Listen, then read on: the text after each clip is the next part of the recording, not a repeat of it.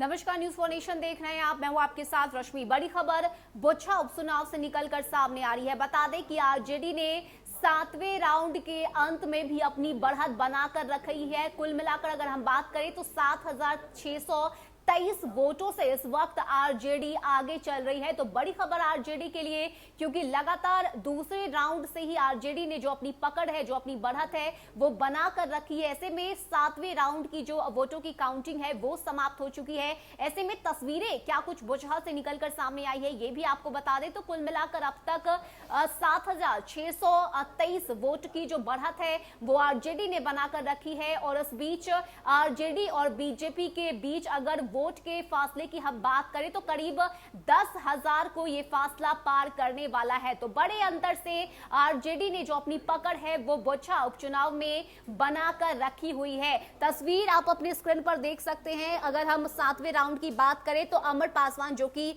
RJD के candidate है, उन्हें 19,530 कुल अब तक वोट मिले हैं। वहीं बेबी कुमारी की अगर हम बात करें तो 11,907 वोट पर इस वक्त बेबी कुमारी चल रही हैं। वहीं गीता कुमारी की अगर हम बात करें जो कि वीआईपी की कैंडिडेट है, तो गीता कुमारी इस वक्त 8,864 वोट पर चल रही है। लेकिन बड़ी बढ़त बनाकर रखी हुई है अमर पासवान ने। लगातार आरजेडी की तरफ से जीत के दावे किए जा रहे थे।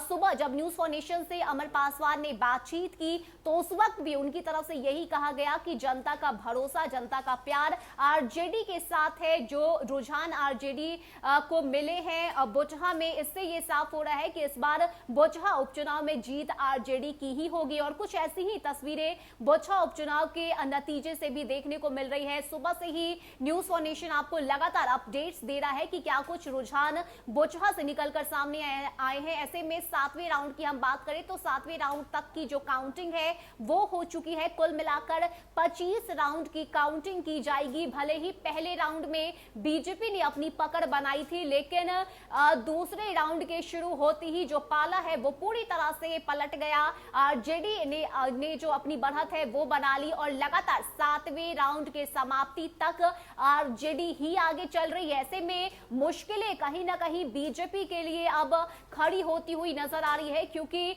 आरजेडी और बीजेपी के बीच वोटों के गिनती का जो फासला है वो अब 10,000 को पार करने वाला है। तो बड़ी खबर आरजेडी के लिए, लेकिन बड़ा झटका बीजेपी के लिए, गीता कुमारी के लिए, क्योंकि लगातार बीजेपी भी बुचहा में चुनावी प्रचार कर रही थी। खास करके बिहार के मुख्यमंत्री नीतीश कुमार भी बीजेपी के कैंडिडेट गीता कुमारी के लिए उन्होंने चुनावी प्रचार किया। लगातार जीत के दावे कर रही है एनडीए, लेकिन इस बीच जो तस्वीरें बुचहा से निकलकर सामने आई है वो कहीं ना कहीं चिंताजनक हो सकती है बीजेपी के लिए। मुकेश सैनी की बात करें तो इस राउंड में मुकेश सैनी तो कहीं से नजर ही नहीं आ रहे। लगातार मुकेश सैनी जीत के दावे कर रहे थे, बीजेपी को तोड़ने की, बीजेपी को आईना दिखाने की बात कर रहे थे, जीत के ताल ठोक रहे थे। लेकिन जो तस्वीरें 7वें राउंड से निकलकर सामने आई है वो कहीं से भी मुकेश सैनी के पक्ष में नहीं है। लेकिन बड़ी खबर आरजेडी के लिए, अमर पासवान के लिए, जीतती हुई जो तस्वीरें हैं वो बुचहा उपचुनाव से निकलकर सामने आ रही है। ऐसे में एक बार फिर से आपको हम